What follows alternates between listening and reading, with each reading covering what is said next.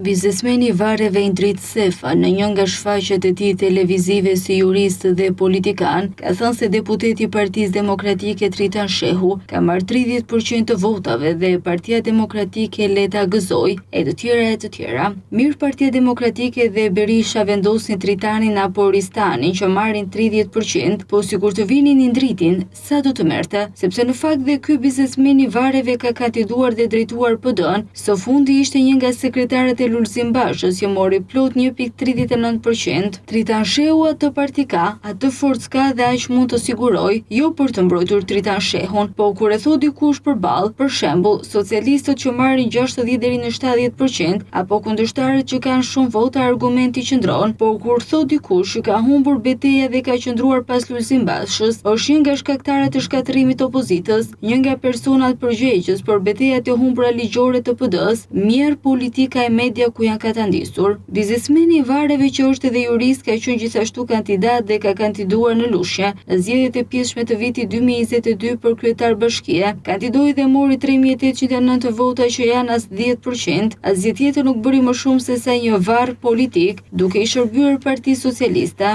Në vitin 2023 në zgjedhjet vendore Indrit Sefa ishte sekretar ligjor në Partinë Demokratike të Vulës, në atë kohë drejtuar nga Inkelejda Libeaj. Rezultati i partisë në të cilën Sefa ishte përfaqësues ligjor në vitin 2023, në rang vendi ishin 36.852 vota, nga të cilat rreth 20.000 në Tiranë. Në bashkitë e tjera, partia e biznesmenit të Varreve që punonte si sekretar ligjor mori një hiç. Për shembull, në Lushnjë ku ai ushtron aktivitetin e tij me volën e PD-s në dorë, mori 3.000 vota ose 8%. Në vitin 2025, partia e Lulit ku aderon edhe Sefa si jurist ka marrë 19.596 vota, apo 1.39% në rang kombëtar. Në qarkun fier, koalicioni Euroatlantik ka marrë 0.72%, ndërsa në bashkinë Lushnjë, ku ka biznesin e Vareve Indriti, Basha ka marrë bashkë me Sefën vetëm 337 vota, ose 0.82%. Tritan Shehu që i ka bërë kilometrat politike dihet, mirë apo keq, i ka marrë 30% të votave dhe gjykojnë këta që nuk marrin dot as 1%, me biznes varresh dhe politik me rezultate 1% për të shërbimit që i bëjnë pushtetit të Ramës dhe mediave të paguara nga inceneratorët dhe paratë e korrupsionit, nuk bëjnë asgjë tjetër, thjesht tregojnë se sa vlen politikisht dhe publikisht, edhe më pak se 1%.